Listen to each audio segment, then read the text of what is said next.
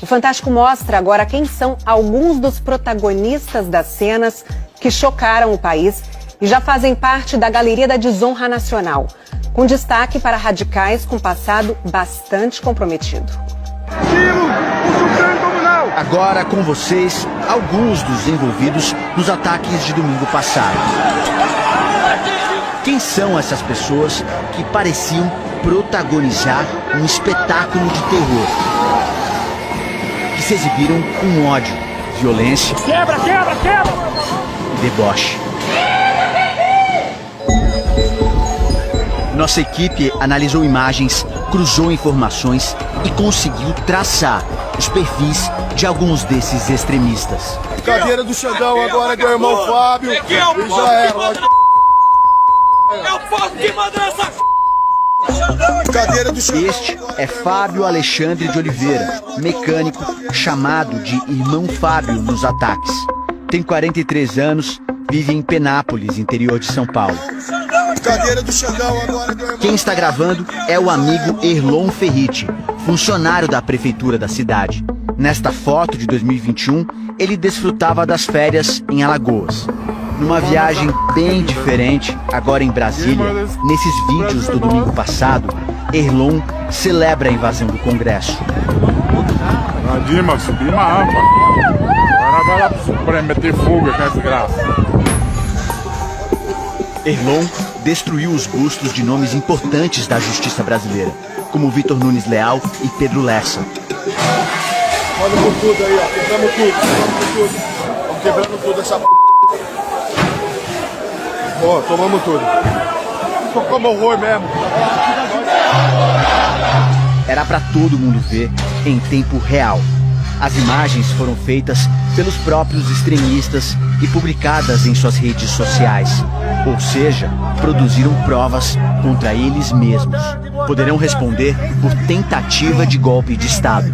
Que é o crime de tentar depor por violência ou grave ameaça ao governo legitimamente constituído. Associado a isso, a gente tem o crime de organização criminosa, houve furto qualificado e também um crime de dano. Pode entrar! Olha aqui, entra aqui, pode entrar! Entra! O homem ajusta o figurino verde e amarelo para a câmera e parte para o ataque.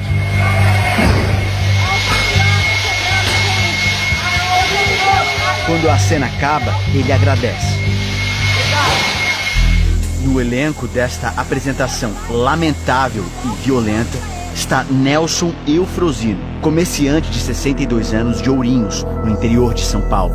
Nelson não está preso, mas quando voltava de Brasília, ele foi parado pela polícia, que o identificou como um dos contratantes do ônibus em que estava. O nome dele foi incluído numa lista de possíveis financiadores dos ataques de domingo passado, cujos bens foram bloqueados. Procurados pelo Fantástico, Nelson e 3 parentes dele não responderam ao nosso pedido de entrevista. Entre as pessoas que participaram dos ataques golpistas em Brasília, que diziam defender a pátria e a honra, havia também antigos conhecidos da justiça. Analisando o passado de 150 dos quase 1.400 golpistas presos, o Fantástico encontrou 23 pessoas com antecedentes criminais. São casos de ameaça, roubo, corrupção, lesão corporal, extorsão, crimes contra a mulher, entre outras graves violações à lei. Não vamos entregar o nosso país sem luta. O nome dela é Pamela Bório. Ela foi a primeira-dama da Paraíba, quando era casada com o governador petista Ricardo Coutinho. Pamela responde a processos por calúnia e difamação por ter espalhado notícias falsas. Não vamos entregar o nosso No domingo, país sem luta. ela levou o filho de 12 anos. Estamos fazendo o que Nossa história, tirar o Brasil das mãos comunistas, tirando. Estamos fazendo história. Pessoas que levaram menores de idade aos ataques podem ter penas maiores, se condenadas por organização criminosa. Criança e o adolescente não vai ser punido porque eles não são abrangidos pelo Código Penal. Mas a mãe ou as pessoas que levaram as crianças e adolescentes, elas vão ser responsabilizadas. Pamela não foi presa depois dos ataques em Brasília. O Fantástico tentou falar com a ex-primeira-dama, mas parentes disseram que ela está incomunicável em Brasília. Outro personagem identificado é este aqui, caracterizado como indígena semana antes dos ataques.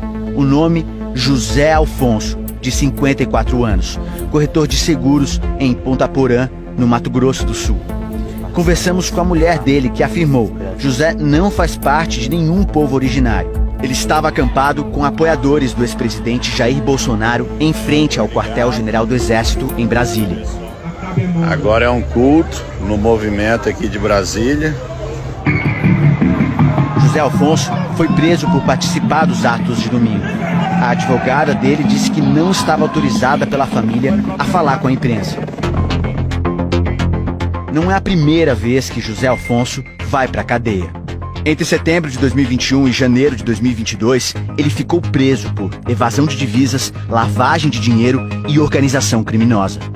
O Ministério Público o acusa de ser um dos organizadores de uma pirâmide financeira e de ter ficado com 40 milhões de reais dos investidores. Ele também é acusado de estelionato pelas vítimas. Outro extremista tem um crime ainda mais grave no passado. O nome dele é Antônio Giovanni Souza de Souza, de 23 anos. No domingo passado, policiais da Força Nacional encontraram na mochila dele estilingue, maçarico, bombas, gasolina, álcool e materiais para fazer o conhecido coquetel Molotov. Antônio estava foragido. A justiça tinha decretado a sua prisão preventiva em agosto de 2018, mas ele fugiu. Antônio é acusado de matar um homem a facadas em Novo Progresso, no Pará. Ao ser preso esta semana, participando dos atos golpistas, ele disse que estava acampado em frente ao quartel do Exército em Brasília desde novembro do ano passado.